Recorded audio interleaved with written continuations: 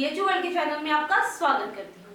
दोस्तों, आज हम लोग शुरू करने जा रहे हैं क्रैश कोर्स का एक नया टॉपिक जिसका नाम है ट्रिग्नोमेट्री फंक्शंस। सबसे पहले हम लोग ट्रिग्नोमेट्री फंक्शंस में बात करेंगे रेंज और डोमेन की। जैसा कि आप लोगों ने 10th तक पढ़ लिया है कि ट्रिग्नोमेट्री 6 प्रकार के फंक्शंस होते हैं: साइन, कॉस, टेन, कॉट, सेक, कॉट। साइन का उल्टा कोसेक, कॉस का उल्टा कॉट, टेन का उल्टा सेक। ठीक, तो सबसे पहले हम लोग बात करते हैं कि डोमेन क्या होते हैं, मतलब x में आप क्या क्या फंक्शंस रख सकते हैं। ये इज इक्वल्स टू y होता है, ये भी इज इक्वल्स टू y, ये इज इक्वल्स टू y, ये is equals to y, is equals to y, ये इज इक्वल्स टू y। मतलब साइन में क्या क्या फंक्शंस रखेंगे कि y में जो y की वैल्यूज आएंगी, तो आप क्या x में रख सकते हैं। x में आप कोई भी रियल नंबर का कोई भी नंबर रख सकते हैं, चाहे वो कैसा भी नंबर हो, 1 2 3 4 5 6 7 8 9 10 11 12, कुछ भी रख सकते हैं आप बीच में। ठीक, तो वही रियल नंबर, पूरा का पूरा रियल नंबर होता है डोमेन हमारा। डोमेन मतलब इसमें x में आप क्या क्या रख सकते हैं। उसी तरीके से कॉस में क्या रख सकते हैं, रियल नंबर आप पूरा रख सकते हैं। उसी तरह 10 में आप क्या रख सकते हैं, 10 में आप रियल नंबर तो रख सकते हैं, लेकिन उसमें ये नंबर आप नहीं रख सकते हैं। जैसे कि 10x क्या होता है, sin x upon cos x, और cos x जहां पे 0 होता है वहां पे 10x डिफाइन नहीं होता है। cos x इस सारे डोमेन में n pi plus pi by 2 के सारे डोमेन में 0 होता है। यहाँ पे पाई कितने डिग्री के बराबर होता है, 180 डिग्री के बराबर होता है। जैसे पाई बाय 6 कितना होता है हमारे पास, 30 डिग्री होता है। पाई बाय 3 क्या होता है हमारे पास, 60 डिग्री होता है। पाई बाय 2 क्या होता है हमारे पास, 90 डिग्री होता है। और इसी तरीके से पाई होता है 180 डिग्री, और 2 पाई होता है हमारा 360 डिग्री, और 0 डिग्री हो जाता है, 45 डिग्री होता है पाई बाय 4 हमारा। ये कुछ स्टैंडर्ड वैल्यूज आपको पता होनी चाहिए। 2 पाई का मतलब क्या होता है, 90 का मतलब क्या होता है, पाई बाय 4 का क्या मतलब होता है, पाई बाय 6 का क्या मतलब होता है, पाई बाय 3 का क्या मतलब होता है, r। और इसी तरीके से cot x क्या होगा हमारा, उल्टा होता है, तो cos x upon sin x होता है। तो हमारा जो cot x होता है वो r में डिफाइन होता है, लेकिन उसमें n पाई के टर्म्स नहीं आ सकते, क्योंकि n पाई यहाँ पे cos x मतलब n pi plus pi by 2 है। मतलब पाई बाय 2 जहाँ पे आएगा, cos पाई बाय 2 0 होता है हमारा। साइन cos 3 पाई बाय 2, मतलब जो cos के मल्टीपल्स होंगे, pi by 2, 3 pi by 2, 5 pi by 2, और मल्टीपल्स जो होंगे हमारे cos के, उसमें सारा cos हमारा जो होता है वो 0 होता है। इसीलिए यहाँ पे हम लोग वो मल्टीपल्स नहीं रख पाते हैं। और इसी तरीके से n पाई हम लोग इसलिए नहीं रखते हैं क्योंकि cos, sin पाई, sin 2 पाई, sin 3 पाई, sin 4 पाई, इन सब पे जो होता है हमारा साइन होता है वो 0 होता है। इसी तरीके से सेक होता है 1 अपॉन cos x, तो cos x यहाँ पे 0 होगा, यहाँ पे डिफाइन नहीं होगा, और cos x यहाँ पे 0 होता है, इसलिए यहाँ पे ये नहीं रखा जाता है। हम लोग इसमें x में ये वैल्यूज नहीं रखते हैं। और इसी तरीके से cos x 1 upon sin x होता है, और इसमें n पाई की वैल्यूज हम लोग नहीं रखते हैं, क्योंकि यहाँ पे sin x यहाँ पे 0 होता है n पाई में, जैसा मैंने अभी तुरंत ऊपर बताया। और अब रेंज मतलब क्या क्या वैल्यूज देगा भाई। अब x की वैल्यू रियल रख लीजिए पूरी, सिर्फ और सिर्फ साइन की वैल्यू आएगी -1 से 1, साइन सिर्फ और सिर्फ -1 से 1 वैल्यू देता है। उसी तरीके से cos भी जो है हमारा वो -1 से 1 वैल्यू देता है, और जो 10 हमारा पूरा का पूरा रियल नंबर में वैल्यूज देता है, मतलब -∞ से +∞ पूरी वैल्यू देता है। इसी तरीके से जो हमारा cot होता है वो भी पूरी वैल्यूज देता है, रियल नंबर। तो sec होता है हमारा रियल -1 से 1 ओपन ब्रैकेट, ये ओपन ब्रैकेट है हमारा, मतलब 1 और -1 देता है, लेकिन 1 से -1 के बीच में जो वैल्यूज होती है वो हमारा नहीं देता है हमारा sec। इस तरीके से कोसेक भी हमारा जो रियल -1 से 1 हमारी वैल्यूज नहीं देता है, क्योंकि क्यों आप इस पे मत जाइए क्यों नहीं देता है, बस आप ये याद रख लीजिए कि -1 से 1 वैल्यूज नहीं देता है हमारा कोसेक, क्योंकि 1 अपॉन sin x होता है ये। चलिए ये देख लीजिए आप। और sin x क्या होता है, sin x कहाँ 0 होगा, n पाई पे 0 होगा, तो -1 से 1 के बीच में जो है यहाँ पे सारी वैल्यू 0 दे रहा होगा। 0 बीच में आ जाएगा तो 1 अपॉन 0 डिफाइन नहीं होगा हमारा, इंफिनिटी आ जाएगा, इसीलिए हम लोग -1 से 1 की वैल्यूज नहीं लेते हैं। तो चलिए ये तो रही हमारे साइन की, और sine cos tan cosec sec cot इन सब की हमारी ट्रिग्नोमेट्रिक वैल्यू। अब हम लोग चलते हैं कि क्वाड्रेंट किस तरीके से डिफाइन होता है, मतलब कहाँ पे साइन पॉजिटिव होता है, कहाँ पे cos पॉजिटिव होता है, कहाँ पे क्या क्या पॉजिटिव होता है, ये चलते हैं। ये क्वाड्रेंट होता है हमारा, ये आप लोगों ने पढ़ा हुआ है। इस तरीके से हमारा ग्राफ होता है, ये 0 का होता है, ये पाई बाय 2 का होता है लाइन, ये ये हमारी पाई की लाइन होती है, ये 3π/2 की लाइन होती है, ये 2π की होती है। हर जगह π/2 ऐड है, 0 plus π/2 π/2 plus π/2 π/2 plus π/2 pi plus π/2 3π/2 और ये 3π/2 प्लस 2π/2 2π। इस तरीके से और π/2 ऐड करेंगे तो बताइए कितना हो जाएगा हमारा 2π प्लस π/2 5π/2, ये हो जाएगा 3π, ये हो जाएगा 3π प्लस π/2,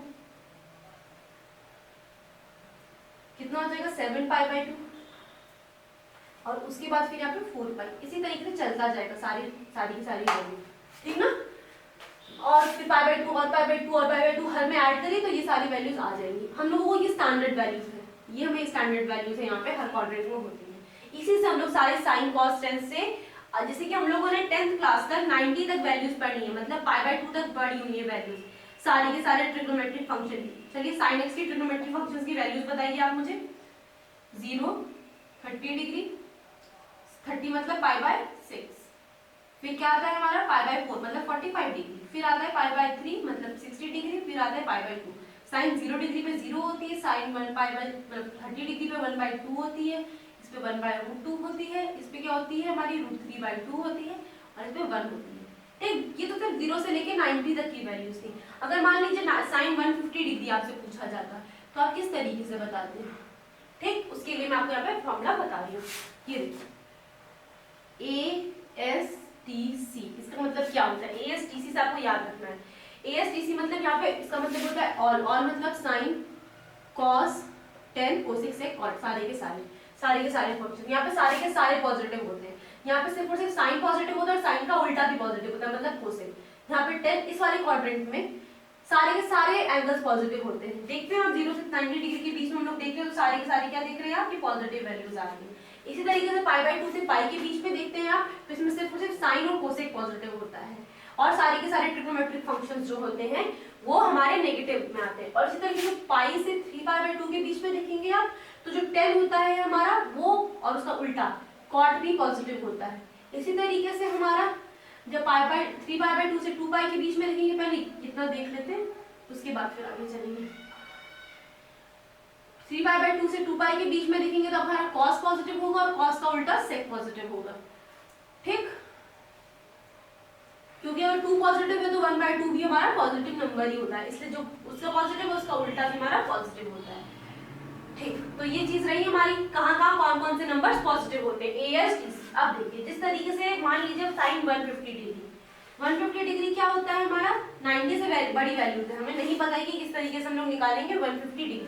तो हम लोग मैंने स्टैंडर्ड क्या बताया 2π π/2 3π मतलब हर जगह π/2 का एंगल प्लस करते जाइए, वो हमारा जो होगा वो स्टैंडर्ड वैल्यू होगी। तो जो 150 डिग्री है वो 180 के बीच में आ रहा है, 180 से कुछ पहले आ रहा है और 90 डिग्री से कुछ बाद में आ रहा है, तो ये इस क्वाड्रेंट में पॉजिटिव होगा, तो इतना इस क्वाड्रेंट में आएगा। ठीक, तो इतना तो पता चल गया इसमें साइन और कोसेक पॉजिटिव होते हैं, तो हमारा जो साइन 150 डिग्री वो पॉजिटिव वैल्यू देगा। ठीक, तो क्या 150 डिग्री को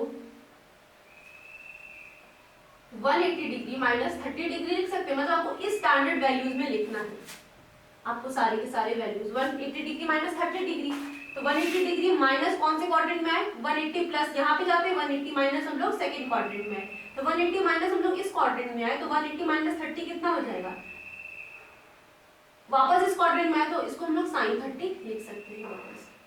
ठीक, तो ये कितना हो जाएगा sin 30 की वैल्यू 1/2, तो यही हमारी वैल्यू 150 की भी आएगी। ठीक, इस तरीके से मान लीजिए 180 प्लस 30 होता मतलब 8 3 210 डिग्री होता, मतलब ये 210 डिग्री होता, तो आप क्या लिखते हैं 1 sin 180 प्लस 30 डिग्री, तो 180 प्लस 30 डिग्री कौन से क्वाड्रेंट में आया, थर्ड क्वाड्रेंट में आया। ठीक, तो थर्ड क्वाड्रेंट में क्या होता है, थर्ड क्वाड्रेंट में जो साइन होता है हमारा वो नेगेटिव होता है, तो यहाँ पे क्या आ जाता है हमारा माइनस में sin 30 डिग्री, तो यहाँ पे माइनस में 1/2 इसका आंसर हो जाता है। ठीक, इसी तरीके से मैंने भी आप लोगों को बताया, ये मैंने आप लोगों को बताया सिर्फ और सिर्फ हॉरिजेंटल वाली लाइन, मतलब जब हॉरिजेंटल प्लस मतलब पाई प्लस थीटा होगा या पाई माइनस थीटा होगा कोई, या 2π प्लस थीटा 2π माइनस थीटा, ये सब होंगे एंगल मतलब हॉरिजेंटल एंगल के। और अगर यहाँ पे 4π भी आता तो मैं आपको बता रही 4π plus theta 4 pi minus theta या पाई प्लस थीटा या पाई माइनस थीटा, मतलब हॉरिजॉन्टल एंगल के प्लस माइनस होंगे, तो फिर हम लोग sine 150 degree is equal to sine of कुछ भी आएगा, जो आएगा हमारा एंगल जो हमने निकाला। और उसी तरीके से मान लीजिए हम लोग जब ये लेंगे, मतलब वर्टिकल वाले एंगल्स लेंगे, मतलब पाई बाई 2 और 3 पाई बाई 2 ऐसे वाले एंगल लेंगे, 5 पाई बाई 2 और 7 पाई बाई 2 ये सब वाले एंगल लेंगे, तब क्या होगा? उस केस में क्या होता है हमारा, उस केस में हमारा जो साइन होता है वो कॉस में चेंज हो जाता है, कॉस हमारा साइन में चेंज हो जाता है, टेन हमारा कॉट में चेंज हो जाता है, कॉट हमारा टेन में हो जाता है। मैं भी आपको बता रही हूँ, मैं क्या बता रही हूँ अभी आपको। और फिर हमारा इस तरीके से सेक जो है हमारा वो कोसेक में चेंज हो जाता है, और कोसेक हमारा सेक में चेंज हो जाता है। जैसे साइन 150 डिग्री को हम लोग साइन 90 प्लस 60 डिग्री लिख सकते हैं, बताइए तो जरा। 90 प्लस 60 मतलब कितना हो गया? 150 डिग्री। ठीक, तो 90 है हमारा, तो जो साइन होगा वो हमारा 90 मतलब एक वर्टिकल एंगल है। ठीक, तो 90 से हमारा जो वर्टिकल एंगल जब भी प्लस माइनस हो, ठीक ना, तो जैसे साइन जो है हमारा वो किस में चेंज हो जाएगा? कॉस में चेंज हो जाएगा। तो साइन की जगह क्या लिखेंगे? कॉस लिखेंगे।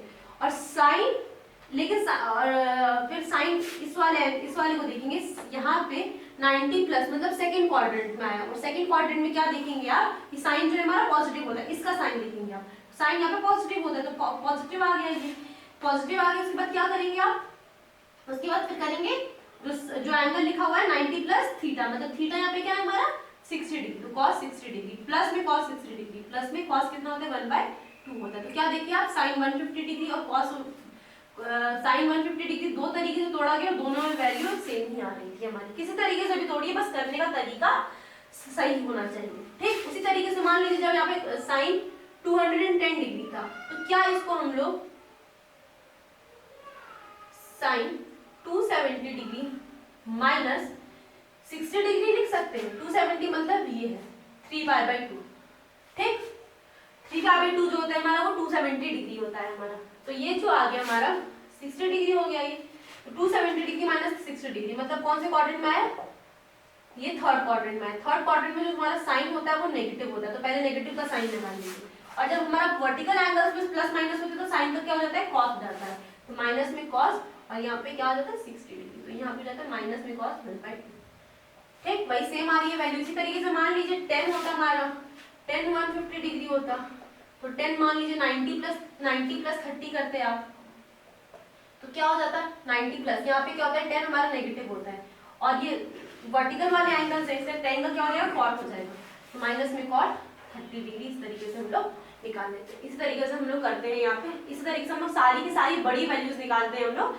साइन 150, साइन 210, किसी के भी वैल्यूज आप इस तरीके से निकाल सकते हैं, जो स्टैंडर्ड वैल्यूज में आप तो नोट करेंगे। तो चलिए, तो हम लोग देखते हैं कि किस तरीके से हम लोग अब हम लोग फॉर्मूलाज पढ़ते हैं ट्रिग्नोमेट्रिक फंक्शंस के। तो साइन a प्लस बी का फॉर्मूला होता है हमारा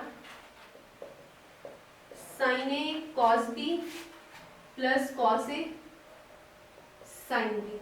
अगर मान लीजिए a प्लस बी की जगह a माइनस बी होता तो पता है यहाँ पे क्या होता है? यहाँ पे बस प्लस की जगह माइनस हो जाता। जब प्लस रहेगा यहाँ पे क्या प्लस रहेगा, जब माइनस रहेगा क्या पे माइनस रहेगा। ठीक, इसी तरीके से cos a प्लस बी का फॉर्मूला क्या होता है हमारे पास?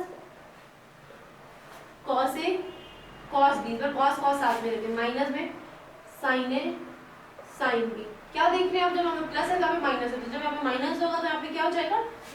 प्लस हो जाएगा। इसी तरीके से 10 का tan a प्लस b होता है हमारे पास 10a plus 10b upon 1 minus 10a 10b।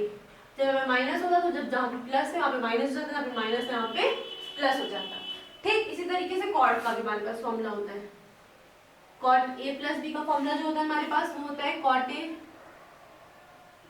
Cot b minus 1 divided by cot a plus cot b।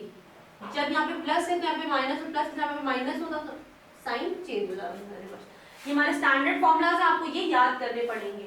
ठीक ना, इस तरीके से मान लीजिए कि आप इन दोनों इक्वेशन को प्लस करेंगे तो क्या होगा हमारे पास? जैसे नहीं, इस तरीके से नहीं।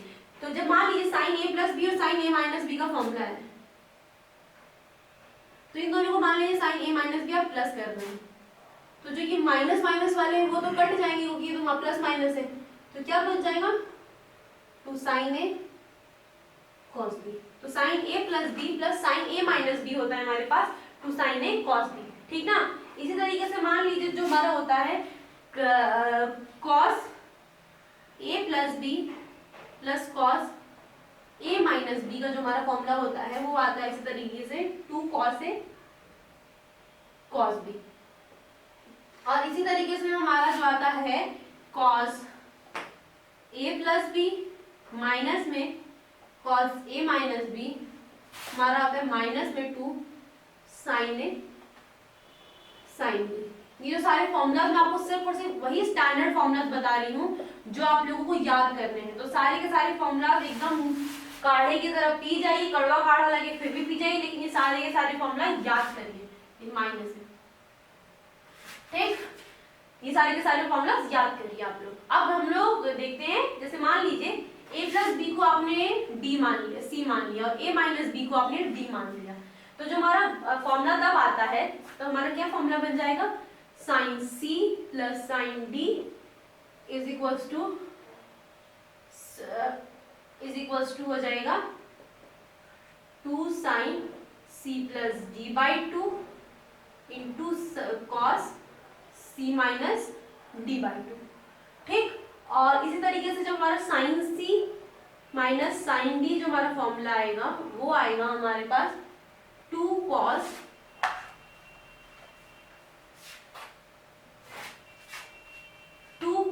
c plus d by 2 sin c minus d by 2, ठीक। मैंने क्या किया, a माइनस बी को c ले लिया, a प्लस बी को c ले लिया और a माइनस बी को मैंने d ले लिया। तो आप देखेंगे सब्स्टिट्यूशन करेंगे तो आपका यही फॉर्मूला आ जाएगा। इसी तरीके से जब हमारा sin c minus sin d हुआ, ये इसी तरीके से cos c plus cos d जो होता है हमारा वो फॉर्मूला आता है हमारे पास 2 cos c plus d by 2 cos c minus d by 2, ठीक। और इसी तरीके से हमारा cos c minus cos d का क्या फॉर्मूला होता है बताइए।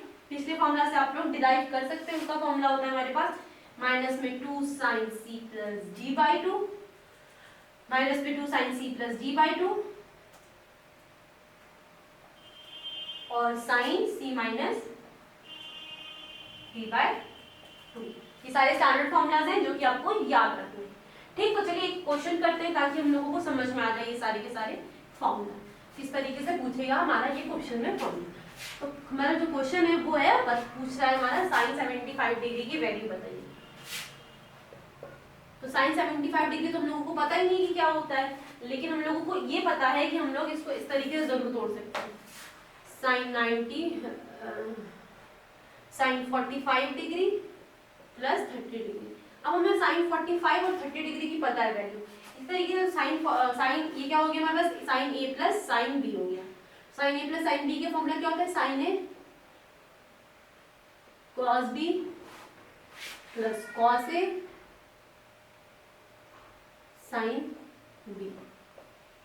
sin 45 डिग्री क्या हो जाएगा 1/√2, sin 30 हो जाएगा हमारे पास √3/2 प्लस sin cos 45 हो जाएगा 1/2, sin 30 हो जाएगा हमारे पास 1/2, क्या आ जाएगा हमारे पास 1/√2, तो √3 प्लस 1/2√2। इसी तरीके से मान आप लोगों को खुद निकालना है sin 15 डिग्री की क्या वैल्यू आ जाएगी sin 45 डिग्री माइनस 30 डिग्री, और इसकी वैल्यू आप इस तरीके से sin a माइनस b की वैल्यू निकाल लेंगे। और आप लोगों को ऐसे क्या निकालना है sin cos 75 डिग्री और cos 15 डिग्री, इस तरीके से मैंने बता दिया आप लोगों को। अब इस तरीके से लेके आप लोगों को ये सारी की सारी वैल्यूज निकालनी है। चलिए अभी तो हम लोगों ने वन एंगल फॉर्मूला पढ़ा। अगर मान लीजिए इसी की जगह हमारा ऐसा लिखा रहता कि बताइए sin 2a का फॉर्मूला क्या है, तो क्या करते, sin a प्लस b का तो फॉर्मूला आप लोगों को पता ही था। जब अगर sin a is equals to b रख देते तो sin a is equals to b sin 2a नहीं बन जाता। तो आपको बस क्या रखना है a is equals to b पूरी इक्वेशन में रखना है। तो आपका जो आंसर आ जाएगा वो क्या आ जाएगा 2 sin a cos a। तो फॉर्मूला क्या होता है sin 2a फॉर्मूला होता है। इसी तरीके से cos 2a का फॉर्मूला क्या होता है, और अगर इसको 10 के टर्म्स में लिखेंगे आप फॉर्मूला तो इसको आता है 2 tan a upon 1 plus tan square a. ठीक, और इसी तरीके से cos 2a का फॉर्मूला लिखेंगे आप, तो क्या आता है हमारे पास cos square a minus sine square A is equal to 1 minus tan square a divided by 1 plus tan square a. ठीक, और cos को मान लीजिए आप 1 माइनस साइन स्क्वायर थीटा लिख देंगे, तो यहाँ पे क्या हो जाएगा ये 2 cos स्क्वायर ए माइनस 1, यहाँ पे 1 minus 2 sine square A. Just मैंने यहाँ पे पुट किया है sine square A plus cos square A is equal to 1, जो ये आप लोग ने 10th में फॉर्मूला पढ़ लिखा है। इसी तरीके से tan 2a क्या हो जाएगा हमारे पास, sin 2a divided by cos 2a कर दीजिए, तो क्या हो जाएगा हमारे पास 2 tan a divided by 1 minus tan square a. और या फिर आप लोग ये formula tan a plus b में पुट कर सकते हैं, a is equal to b के बराबर, और आंसर आपका निकल जाएगा। ठीक, अब ये तो रहा हमारा 2 एंगल फॉर्मूला। अब मान लीजिए हम लोगों को 3 एंगल फॉर्मूला लिखना हो, मतलब sin 3a, तो आप इसको क्या कर सकते हैं, sin 3a को sin a प्लस 2a लिख सकते हैं। ठीक, और फिर sin a प्लस b का फॉर्मूला लगा दीजिए, जो आंसर आएगा हमारा वही आंसर होगा। मैं तो आपको पूरा कैलकुलेशन कंप्लीट करने के बाद बता रही हूँ, जो आंसर आएगा हमारे पास 3 sin a minus 4 sin cube a, ये आंसर आता है। और इसी तरीके से हमारा cos 3a का फॉर्मूला होता है 4 cos cube a minus 3 cos a। तो ये रहे हमारे 2 एंगल फॉर्मूला, और ये हमारे जब 3 एंगल 3 थीटा हमारा होगा। इसी तरीके से मान लीजिए हमारे पास हाफ एंगल आएगा, मतलब कि ये पूछा जाएगा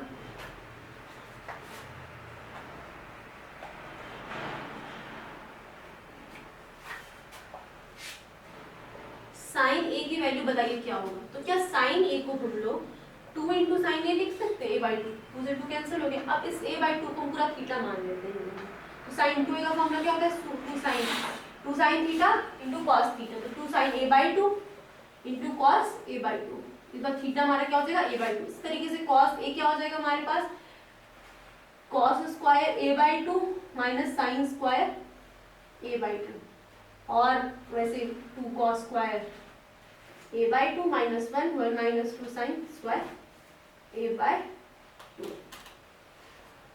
ठीक, ये हमारे सारे वैल्यूज आ गए। इस तरीके से हम सारे के सारे हाफ एंगल फॉर्मूला को निकाल सकते हैं।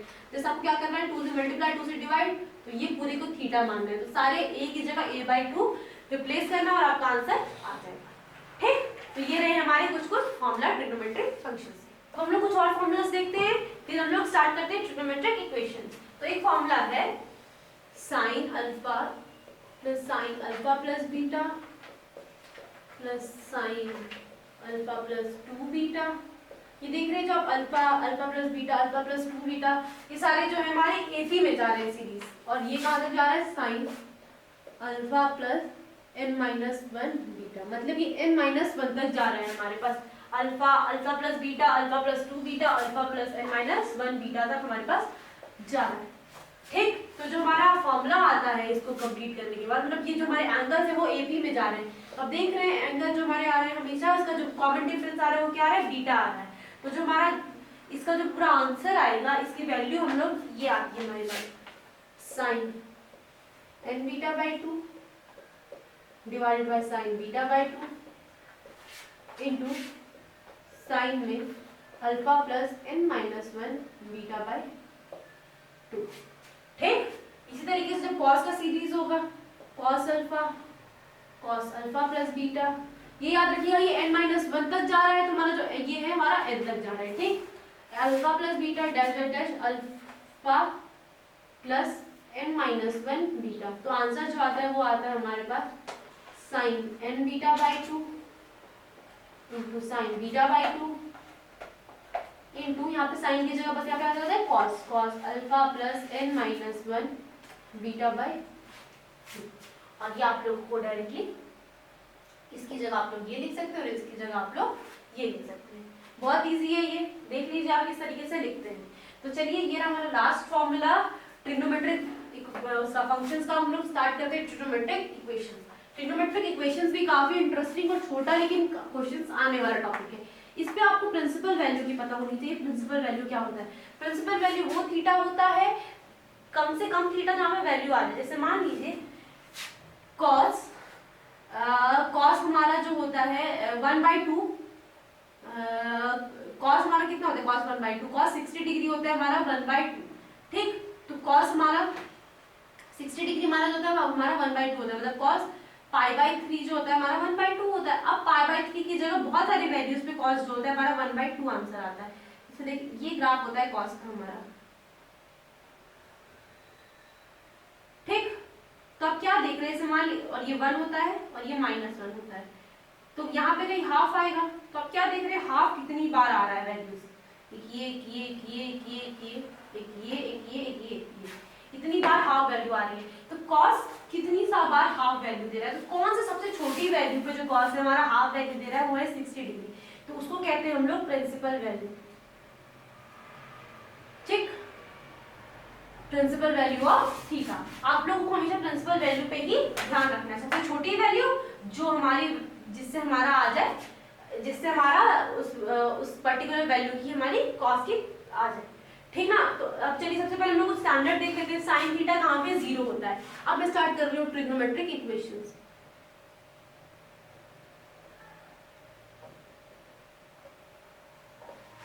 ठीक, तो जहां पे हमारा ये बताइए आप लोग, साइन थीटा कहाँ पे 0 होता है। अभी मैंने आप लोगों को शुरुआत में बताया था साइन थीटा हमारा 0 होता है जब हमारा थीटा n पाई के बराबर होता है, मतलब सारे के सारे n पाई के जो थीटा जो होते हैं हमारे 0 होते हैं। इसी तरीके से कॉस थीटा होता है हमारा 0 कहाँ पे होता है, जब हमारा थीटा जो बिलोंग करता है 2n + 1 π/2 पे। इसी तरीके से जो हमारा साइन थीटा होता है वो 0 कब, टेन थीटा जो हमारा कब 0 होता है, टेन थीटा क्या होता है हमारे पास, sine theta upon cos theta. तो जब जहाँ पे साइन थीटा 0 हो जाएगा वहां पे हमारा टेन का भी 0 हो जाएगा, तो मतलब थीटा बिलोंगिंग्स टू n पाई। इसी तरीके से हमारा कॉट थीटा है वो कहाँ पे 0 होता है, वो cos theta upon sine theta होता है, ठीक। तो जो हमारा cos थीटा है वो हमारे कब 0 होता है, हमारा 2n + 1 पे। थीटा कहाँ से कहाँ बिलोंग होना चाहिए हमारे पास, 2n + 1 π/2 पे। इसी तरीके से जो हमारा जो cosec थीटा होता है वो कभी भी हमारा 0 नहीं हो सकता है। cosec थीटा होता है हमारे पास 1/sin थीटा, और sin थीटा ये हमारा cosec थीटा 0 हो जाएगा तो sin थीटा जो हमारा इंफिनिटी हो जाएगा, और sin थीटा -1 से 1 वैल्यू से देता है। तो ये तो cosec थीटा हमारा कभी भी 0 नहीं होता है, नो सॉल्यूशन। इसी तरीके से जो हमारा सेक थीटा है वो भी कभी 0 नहीं होता है, नो सॉल्यूशन, ठीक ना। ये सारे आपको वैल्यूज पता होनी चाहिए। तो चलिए हम लोग देखते हैं, अब ये तो ये हमारी 0 पे वैल्यूज का बात की है। अब हम लोग एक दो चीजें और देखते हैं ट्रिग्नोमेट्रिक इक्वेशन में। मान लीजिए कि कोई भी, जैसे कि मैंने आपको थोड़ी देर पहले बताया था कि कोई भी जो हमारे कॉस की, जैसे साइन थीटा का मान लीजिए हमारा ग्राफ ये होता है, मान लीजिए कि ये हमारा ग्राफ होता है साइन थीटा का, ठीक है। पूरे आप लोग डोमेन हमारा पूरा इंफिनिटी तक आ सकता है, जो हमारा रेंज होता है वो -1 से -1 तक आता है। ये 0 होता है, ये पाई होता है, ये 2 पाई होता है, ये 3 पाई होता है, ये 4 पाई होता है। देख रहे हैं आप सारे पाई पे 0 वैल्यूज आ रही है। ये π/2 होता है, ये π/2 होता है, ये 5π/2 होता है, ये 7π/2 होता है, ठीक। इस तरीके से नेगेटिव में भी वैल्यूज आ रही है। तो मान देख रहे हैं आप क्या 1 जो वैल्यू है वो कई बार आ रही है हमारी, 1 π/2 पे आ रही है, फिर 5π/2 पे आ रही है, फिर यहाँ पे 9π/2 पे आएगी। सारी की सारी यहाँ पे वैल्यूज जो आ रही है हमारी 1 जो है हमारी बहुत सारी जगह वैल्यूज आ रही है, ठीक। तो इसी तरीके से मान लीजिए हाँ, तो कोई ना कोई थीटा जो है हमारा साइन थीटा दूसरे थीटा के बराबर जरूर से होता है, क्योंकि बहुत सारी थीटा की वैल्यूज पे हमारी वैल्यू सेम आ रही है नंबर की। इसीलिए बहुत सारे जगह पे हमारे साइन थीटा कोई और एंगल के बराबर होता है, ठीक। तब हमारा इसका सॉल्यूशन क्या होता है, इसका सॉल्यूशन होता है हमारे पास, अभी तो सिर्फ समझ लीजिएगा, उसके बाद मैं आपको समझाऊंगी। इसको बस ये इक्वेशन देख लीजिएगा कि मैं क्वेश्चन के माध्यम से आपको इसको समझाऊंगी। n पाई प्लस -1 की पावर अल्फा इंटू -1 की पावर n इंटू अल्फा, ठीक। जब हमारा साइन थीटा साइन अल्फा किसी और एंगल के बराबर, तो थीटा की वैल्यू ये आती है हमारी n पाई प्लस -1 की पावर n इंटू अल्फा। इसी तरीके जब cos थीटा हमारा cos अल्फा के बराबर आ जाए तो हमारा थीटा होता है हमारे पास 2n pi plus minus alpha, ठीक। इसी तरीके से मान लीजिए कोई भी tan थीटा हमारे tan अल्फा के बराबर आ जाए, तो जो हमारा थीटा होता है वो क्या आता है हमारे पास, हमारा आता है थीटा जो आता है हमारे पास n पाई प्लस अल्फा, ठीक। इसी तरीके से मान लीजिए लीजिए तो साइन कॉस और टेन के, और इसी तरीके से साइन के उल्टे भी यही सेम होते हैं, मतलब कोसेक का भी यही सेम होता है जो इसका होता है, और सेक का भी यही सेम होता है, कॉट का भी यही सेम होता है। ठीक, और मान लीजिए कि कोई स्क्वायर के एंगल्स बराबर हो, मतलब sine square theta is equal to sine square alpha, cos square theta is equal to cos square alpha, sine square tan square theta is equal to tan square alpha. जब ये हो तो हमारा एक ही सॉल्यूशन आता है, उसकी वैल्यू होती है n pi plus minus alpha. ठीक, तो चलिए इस पे एक जरा क्वेश्चन कर लेते हैं ताकि हम लोगों को समझ में आ जाएगा ठीक से। तो चलिए देखते हैं। सबसे पहला क्वेश्चन हमारे पास 2 cos square theta plus sine theta is equal to 0। इसका बताना है क्या सॉल्यूशन होगा। तो सबसे पहले cos स्क्वायर थीटा देखिए, इसमें हमें सिर्फ एक ही एंगल चाहिए, लेकिन यहाँ हमारे पास क्या दे रहा है, साइन और कॉस दोनों दे रहा है। तो आपको साइन को कॉस में चेंज करना आता है, कॉस को साइन में किस तरीके से, यहाँ पे 3 साइन थीटा है। ठीक, यहाँ साइन को कॉस में किस तरीके से चेंज करते हैं, cos स्क्वायर थीटा को हम लोग cos square theta plus sine square theta is equal to क्या हो जाता है, 1 हो जाता है हमारे पास। तो cos स्क्वायर थीटा क्या हो जाएगा हमारे पास, 1 माइनस साइन स्क्वायर थीटा। लिख दीजिए यहाँ पे 2 into 1 minus sine square theta plus 3 sine theta is equal to 0। क्या हो जाएगा, 2 minus 2 sine square theta plus 3 sine theta is equal to 0। Sine theta को आप लोग x मान लीजिए थोड़ी देर में, तो क्या हो जाएगा 2x square plus 3x is equal to 0। Minus common ले लीजिए, 2x square minus 3x minus 2 is equal to 0। अभी क्या देख रहे हैं आप लोग, ये क्वाड्रेटिक इक्वेशन बन चुकी है हमारे पास। किस तरीके से क्वाड्रेटिक सॉल्व करनी होती है हमारे पास, हम लोग इसको सारे मेथड से सॉल्व कर सकते हैं।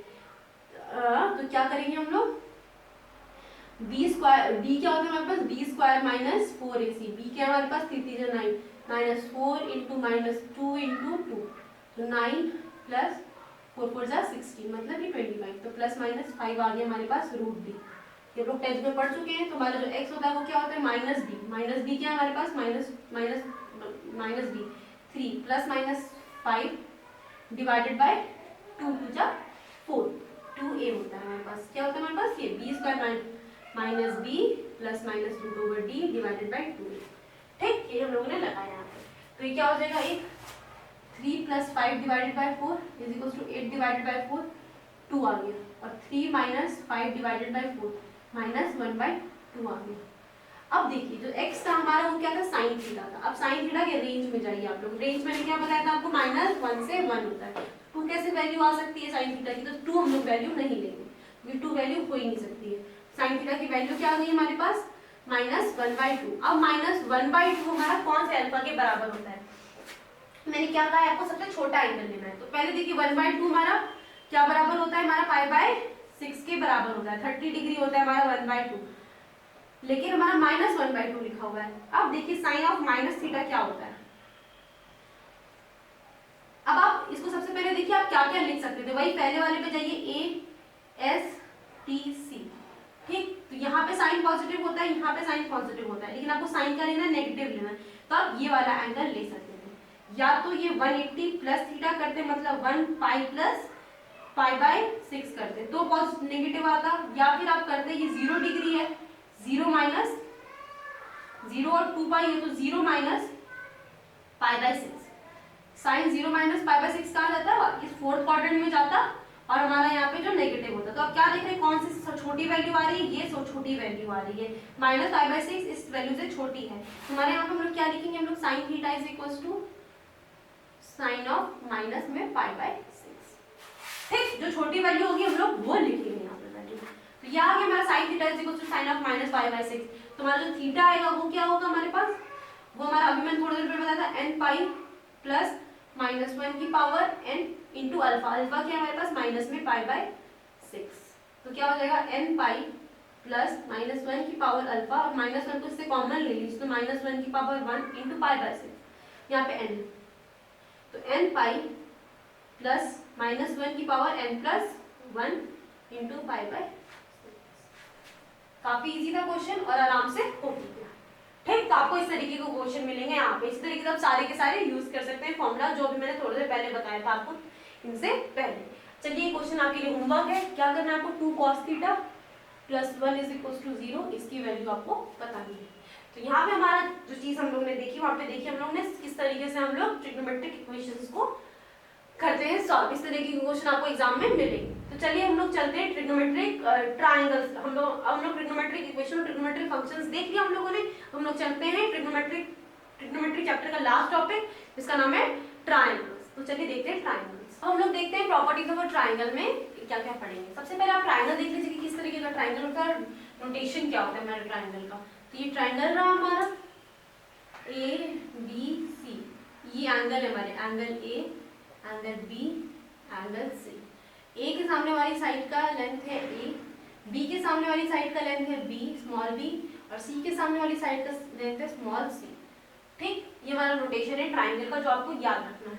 ठीक, अब इसी के बेसिस पे हम लोग बहुत सारे फॉर्मूला डिराइव करते हैं, जिनके रिजल्ट मैं आपको बताऊंगी और आपको ये रिजल्ट पे फोकस करना है।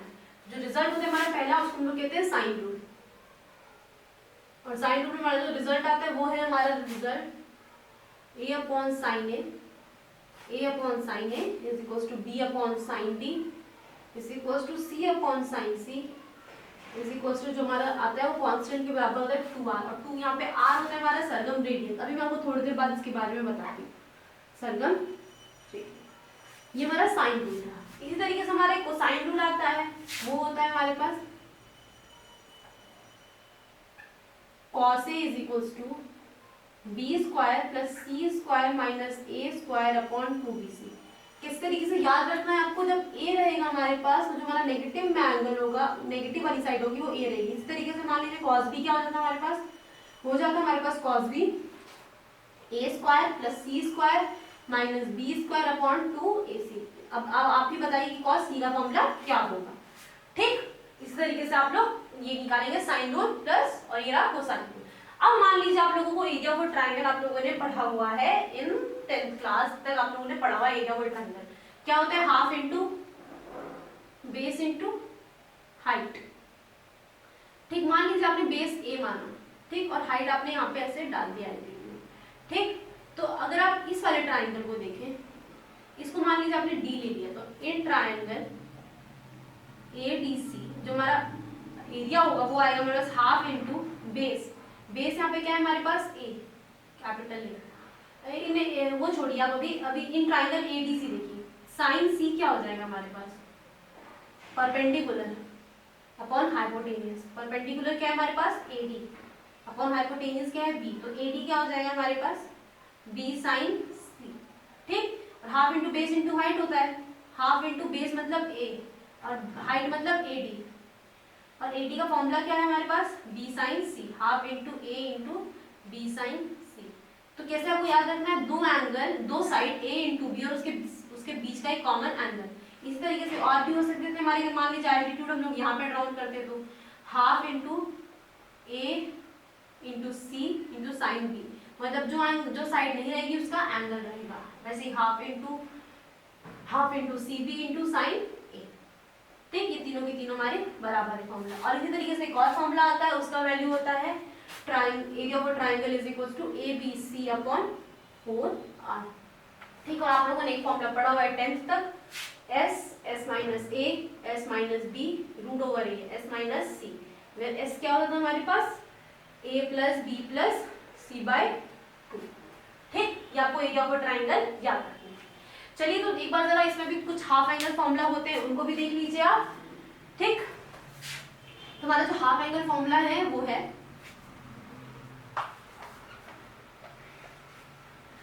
हमारे पास, जैसे मान लीजिए साइन a/2 लिखा हो हमारे पास, वो क्या होगा हमारे पास आएगा s minus b s minus c, ये root over divided by bc। ठीक, कैसे याद रखना है, जब a रहेगा तो s में वो दोनों साइड मल्टीप्लाई माइनस हो रही होंगी जो हमारी नहीं इसमें इंक्लूड है a में। ठीक, और इसी तरीके से हमारा cos, वैसे आप cos sin a/2 का फॉर्मूला, sin b/2 का फॉर्मूला और sin c/2 का फॉर्मूला आप लिखिए।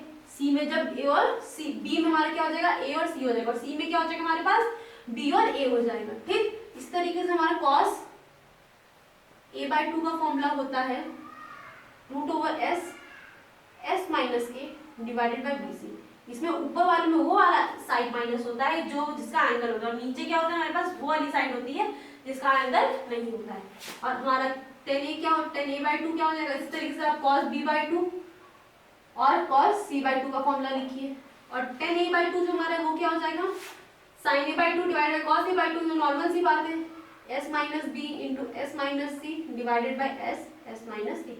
इसी तरीके से आप भी tan a/2, tan b/2, tan b/2 और tan c/2 का फॉर्मूला लिखिए आप लोग अपने आप से। ठीक, ये आप लोगों को थोड़े से काफी इंपॉर्टेंट रिजल्ट है जो मैं बता रही हूँ, और मैं जितना चीज बता रही हूँ आपको सब याद करना है, क्योंकि मैं आप लोगों को सिर्फ और सिर्फ पूरी चीजें छांट के बता रही हूँ। इसमें बहुत ब्रॉड चीजें हैं, लेकिन मैं बहुत चीजें छांट के बता रही हूँ ताकि आप लोगों को सिर्फ वही पहुंचे जो आपके लिए जरूरत हो।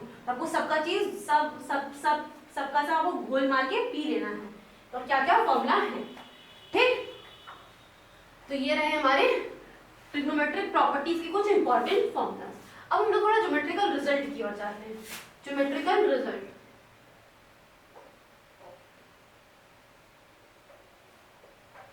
ज्योमेट्रिकल रिजल्ट जो है हमारा वो है, सबसे पहले हम लोग जानेंगे सरगम सेंटर क्या होता है हमारे पास, फिर सरगम रेडियस के बारे में जो हम लोग थोड़ी देर पहले मैंने आर आप लोगों से एक इंट्रोड्यूस किया था ना, फिर सरगम।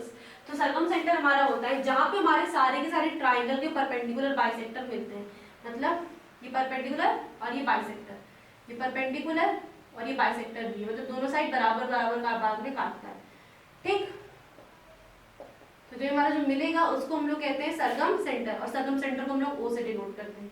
और ये सर्किल बनाता है ऐसे करके, जो हमारा ये रेडियस होता है उसको कहते हैं हम लोग सरगम रेडियस। ये हमारा ओ है, ये हमारा सरगम रेडियस। ये आप लोगों को ए बी सी तो पता ही है, जो मैंने थोड़ी देर पहले बताया था। इसको ओ कहते हैं, इसको क्या कहते हैं, सरगम सेंटर। और जो ये हमारा आर होता है वो हमारे क्या कहलाता है, सरगम रेडियस। ये आर के बराबर होता है, सरगम रेडियस। इसी तरीके से ये तो हमारा सरगम सेंटर और सरगम रेडियस का रिलेशन। इसी तरीके से जो हमारा एंगल बाइसेक्टर मीट करता है,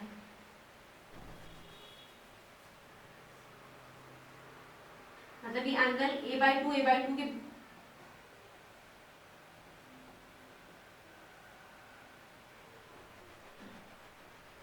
तो जो हमारा आता है एंगल बाइसेक्टर जब मीट करता है उसको हम लोग कहते हैं इन सेंटर, और इसको हम लोग आई से डिनोट करते हैं।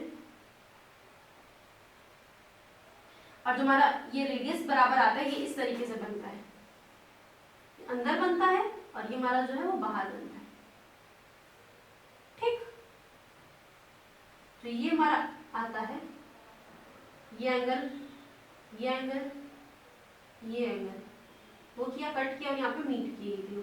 तो ये हमारा आई कहलाएगा, और जो रेडियस बनेगा ये इसको कहेंगे हम लोग आर, और इसका क्या नाम लेंगे हम लोग, इसको हम लोग कहते हैं, ये इसको हम लोग डिनोट करते हैं आर से, इसको कहते हैं इन रेडियस, ठीक है ना, अंदर सर्किल के अंदर का रेडियस, तो इस सर्किल के बाहर का रेडियस, ये आ गया हमारा इन रेडियस, ठीक। जैसे मान लीजिए इन रेडियस इन सेंटर की, मान लीजिए आपको इन सेंटर बताना हुआ, इस तरीके से बना हुआ है, इसका कोऑर्डिनेट x1 y1 दिया हुआ है, इसका कोऑर्डिनेट x2 y2 दिया हुआ है। कोऑर्डिनेट वाले आप लोगों ने क्वेश्चंस किए हुए हैं 10th तक, इसका कोऑर्डिनेट x3 y3 दिया हुआ है, ठीक। और ये एंगल A था, ये एंगल B था, ये एंगल C था हमारा। A के सामने वाली साइड लेंथ A, B के सामने वाली B और C के सामने वाली C। तो हमारा इन रेडियस मतलब I, वो क्या होगा हमारे पास, ax1 plus bx2 plus cx3 divided by 3। ये x कोऑर्डिनेट हो जाएगा हमारा I का, और जो y कोऑर्डिनेट होगा हमारा वही होगा same, ay1 plus by2 plus cy3 divided by हमारे इन रेडियस का कोऑर्डिनेट हो जाएगा, ठीक। ये आप लोगों को याद रखना है। अब इसी तरीके से हम लोग एक और टर्म आता है जिसको हम लोग कहते हैं सेंट्रॉइड। सेंट्रॉइड आप लोगों ने नाम पहले सुन चुका होगा सेंट्रॉइड का। सेंट्रॉइड क्या होता है हमारे पास, जहाँ पे सारे मीडियन के इंटरसेक्शन होते हैं, सारे ट्राइंगल नहीं है हमारे पास, सारे मीडियन के इंटरसेक्शन होते हैं, मतलब ये सिर्फ इसको बराबर बराबर पार्ट में बांटता है, तो इसको हम लोग कहते हैं सेंट्रॉइड। इसको हम लोग क्या कहते हैं, हम लोग सेंट्रॉइड कहते हैं। और सेंट्रॉइड को हम लोग, इसका फॉर्मूला क्या होता है, मान लीजिए इसका x1 y1 से कोऑर्डिनेट हुआ, इसका x2 y2 कोऑर्डिनेट रहा, इसका x3 y3 कोऑर्डिनेट रहा, तो हमारा जो सेंट्रॉइड होता है इसको g से डिनोट करते हैं, और इसका जो आंसर आता है g क्या होता है हमारे पास, x1 plus y1, x1 plus x2 plus x3 divided by 2 3 और y1 plus y2 plus y3 divided by 3। ये हमारा इसका कोऑर्डिनेट आता है सेंट्रॉइड का। आपको ये सब जानना जरूरी है कि इन सेंटर, सर्कम सेंटर और सेंट्रॉइड ये सब क्या होता है। इस तरीके से ऑर्थो सेंटर क्या होता है ये भी जान लीजिए, ये लास्ट टॉपिक होगा। ऑर्थो सेंटर क्या होता है? ऑर्थो सेंटर होता है हमारे पास, जैसे मान लीजिए ये हमारा ट्रायंगल है, सिर्फ और सिर्फ एल्टीट्यूड मतलब 90 डिग्री, जरूरी नहीं कि इक्वल हो, ये कट करते हैं आपस में, तो जो हमारा ये बनता है, जो हमारा ये पॉइंट होता है वो हमारा कहलाता है हमारा ऑर्थो सेंटर, और इसको हम लोग एच से डिनोट करते हैं, ठीक। और जो इससे फॉर्मिंग एक ट्रायंगल बनता है, जिसमें मान लीजिए ABC था और ये हमारा बना EFD, जो ये ट्रायंगल कहलाता है हमारा, वो कहलाता है पेंडेंट ट्रायंगल, ठीक। एक और चीज देख लीजिए आप, मान लीजिए एक ट्रायंगल, ठीक, ABC वही वाला ट्रायंगल है, यहाँ पे एक सर्किल बनाया, यहाँ पे सर्किल बनाया, एक यहाँ पे सर्किल बनाया, हर एक साइड से। फिर कुछ ज्योमेट्रिकल रिजल्ट होते हैं, इस एंगल का एंगल बाइसेक्टर, इस एंगल का एंगल बाइसेक्टर और इस एंगल का एंगल बाइसेक्टर। तो ये कुछ, ये R1 मान लीजिए ABC है, ठीक। तो ये R1 से निकालते हुए ये R1 रेडियस बनाता है, ये मान लीजिए ये B से निकल रहा है तो ये R2 रेडियस है, और C से निकल रहा है तो ये R3 रेडियस है हमारे पास। ये R1 R2 R3 हमारे पास रेडियस है, तो हमारा R1 R2 R3 में कुछ रिलेशन होता है। वो क्या होता है हमारे पास? R1 होता है हमारे पास triangle divided by S minus A, R2 होता है हमारे पास ये ट्राइंगल मतलब एरिया ऑफ अ ट्राइंगल, ठीक है। अभी हम लोग ने थोड़ी देर पहले पढ़ा था S माइनस बी, और R3 जो होता है हमारे पास ये क्या होता है? Area of a triangle divided by S minus C, ठीक। ये तीन हमारे पास रिलेशन आते हैं। कैसे याद करना है? R1 में S माइनस ए रहेगा, ये मतलब ये लेंथ, ये हमारी C लेंथ है, ये हमारी B लेंथ है, ठीक। S minus A, S minus B, S minus C, ये हमारा एरिया ऑफ अ ट्राइंगल आ जाता है। अब हम लोग एक दो क्वेश्चन देख लेते हैं जो मैं ये प्रॉपर्टीज ऑफ अ ट्राइंगल के ऊपर, फिर हम लोग स्टार्ट करेंगे इनवर्स ट्रिग्नोमेट्री फंक्शन इसी टॉपिक में, ठीक। तो अब हमारा जैसे मान लीजिए कि ये हमारा ट्राइंगल, एक क्वेश्चन है, उस क्वेश्चन में बोला गया है R1 R2 R3 Rn HP, तो बताइए ABC किसमें होंगे? हमें R1 R2 R3 की वैल्यूज पता है हमारे पास, हमें पता है कि हमारा R1 क्या होता है हमारे पास? Triangle upon S minus A, R2 होता है हमारे पास triangle upon S minus B, और R3 होता है हमारे पास ट्राइंगल क्या होता है यहाँ पे? ट्राइंगल मतलब एरिया ऑफ अ ट्राइंगल। जब हमारा R1 R2 R3 HP में है तो हमारे पास जो 1/R1 होगा, 1/R2 बताना है कि ABC हमारा किस में है, 1/R2 1/R3 हमारा किस में होगा? AP में होगा। हमें पता है कि अगर हमारे पास कोई नंबर है HP में तो उसके इनवर्स जो होते हैं हमारे पास वो AP में होते हैं। तो 1/R1 क्या हो जाएगा हमारे पास? S minus A, 1 divided by triangle. R2 क्या हो जाएगा? S minus B divided by area of a triangle, 1/R3 हो जाएगा हमारे पास S minus C divided by area of a triangle, ठीक। तो ये हो जाएगा। मान लीजिए R1 R2 R3 को हम लोग A1 B1 C1 ये रख लिया, तो हमारे पास क्या होता है? हमारे पास जब हमारा कोई भी नंबर HP में होता है तो उनका कॉमन डिफरेंस बराबर होता है, B1 माइनस A1 is equal to C1 minus B1। तो क्या आ जाएगा? 2B1 is equal to C plus C1 plus A1। तो B1 क्या आ जाएगा हमारे पास? C1 plus A1 divided by 2, ठीक ना। C1 हमारे पास क्या है? C1 है हमारे पास S minus C divided by triangle, S minus C divided by triangle, plus हमारे पास A1 क्या है हमारे पास? S minus A divided by area of a triangle divided by 2, और हमारे पास B1 क्या है हमारे पास? S minus B divided by area of a triangle. तो क्या हो जाएगा हमारे पास? ये बताइए। S minus B divided by area of a triangle is equals to 1/2 into triangle S minus C plus S minus A, ठीक ना। ये क्या हो जाएगा? ट्राइंगल से ट्राइंगल कैंसिल हो गया, एरिया पर ट्राइंगल से S minus B is equals to 1/2 2S minus में A प्लस बी, ये 2 इधर चला जाएगा, 2S माइनस बी मतलब हो जाएगा 2S minus 2B is equals to 2S minus A plus B, ठीक। 2S से 2S कैंसिल हो गया, तो 2B इज इक्वल्स टू क्या हो गया हमारे पास? A प्लस बी हो गया, मतलब क्या हो गया? B minus A is equals to C minus B, मतलब ये किसमें है हमारे पास? ये हमारा AP में है, ठीक, अगर हमारा R1 R2 R3 HP में होगा तो बता दें कि ABC हमारा किस में है, ABC हमारा किस में हमारे पास AP में। ये क्वेश्चन आया हुआ है बीच का, देख लीजिएगा आप लोग किस तरीके से मैंने किया। अब हम लोग एक और क्वेश्चन देखते हैं, फिर उसके बाद हम लोग स्टार्ट करेंगे inverse trigonometric functions. Inverse trigonometric function में बिल्कुल इसी की तरह टॉपिक है, बस आपको ज्यादा तामझाम नहीं करना है, इसलिए मैं इसके साथ में पढ़ा दूंगा आपको ट्रिग्नोमेट्री। ठीक, अब इन ट्रायंगल है, एक ट्रायंगल है, उसमें बोला गया कि साइड्स की वैल्यू है, मतलब हमारे पास ट्रायंगल है, उसमें ए की वैल्यू है 3, बी की वैल्यू है 5 यूनिट, कोई भी यूनिट है, और ये भी यूनिट, और सी की वैल्यू हमारे पास 7 यूनिट। तो बताना है कि जो ट्रायंगल है हमारा वो किस तरीके का ट्रायंगल है। ऑप्शन में था हमारे पास obtuse triangle, right angle triangle, और फिर आइसोलेसिस ट्रायंगल, और ये सब ऑप्शंस में थे। आइसोलेसिस ट्रायंगल तो पहले से ही नहीं हो सकता क्योंकि 3 है और 5 और 7 है, मतलब कि कोई भी दो साइड बराबर नहीं है, मतलब आइसोलेसिस ट्रायंगल नहीं हो सकता है। हम लोगों ने कोसाइन रूल पढ़ा हुआ है, उसमें क्या होता है हमारे पास cos A = क्या होता है, b² + c² - a² divided by 2 bc, ये होता है हमारे पास। ठीक, तो सारी वैल्यूज रखिए, b की वैल्यू क्या है 5 5 जा 25, ठीक, c की वैल्यू क्या है 7 7 जा 49, और ये 3 c की वो क्या है 9, 3 3 जा 9, b² है इंटू 5 इंटू 7। इसको सॉल्व करेंगे आप तो क्या आंसर आ जाएगा आपके पास, आपके पास आ जाएगा, आप इसको जब सॉल्व करेंगे तो आपके पास आ जाएगा, ये था यहाँ पे, ये b ये हमारे पास ये है, हमारे पास ये 5 यूनिट था और ये 3 यूनिट है। ठीक, तो हमारे पास ये माफ कीजिएगा, ये 7 यूनिट था और ये 5 यूनिट है, तो ये 29 + 5 - 49। ठीक, तो 2 × b × c मतलब 5 × 3, जब आपको सॉल्व करेंगे तो हमारे पास आ जाएगा माइनस में हाफ। ठीक, तो cos से क्या आ जाएगा हमारे पास माइनस में हाफ, माइनस हाफ कौन सी वैल्यू होती है, नेगेटिव वैल्यू होती है। फिर हम लोग क्वाड्रेंट वाला जाएंगे, ASPC, सबसे छोटी वैल्यू cos की कहाँ पे नेगेटिव होगी, हमारे थर्ड क्वाड्रेंट में होगी, ये सेकंड क्वाड्रेंट में भी सेकंड क्वाड्रेंट में होगी हमारे पास, यहाँ पे सारे पॉजिटिव होते हैं, फिर यहाँ पे सेकंड क्वाड्रेंट में हमारा cos नेगेटिव होता है। मतलब ऐसी कौन सी वैल्यू है जहाँ पे cos की वैल्यू 1/2 होती है और हमारी नेगेटिव भी होती है, तो ऐसी कौन सी वैल्यू है 120 डिग्री। 120 डिग्री को क्या लिख सकते हैं 180 degree - 60 degree, 180 degree - 60 degree second quadrant में आया, सेकंड क्वाड्रेंट में cos नेगेटिव होता है तो cos ऑफ 60 डिग्री, तो क्या हो जाएगा हमारे पास cos ऑफ 120 डिग्री = माइनस में हाफ। ठीक, ये 3 यूनिट था, ये 5 यूनिट था, और ये जो था हमारा वो 7 यूनिट था। इस तरीके से हम लोग निकाला और हमारी वैल्यू आ गई हमारे पास।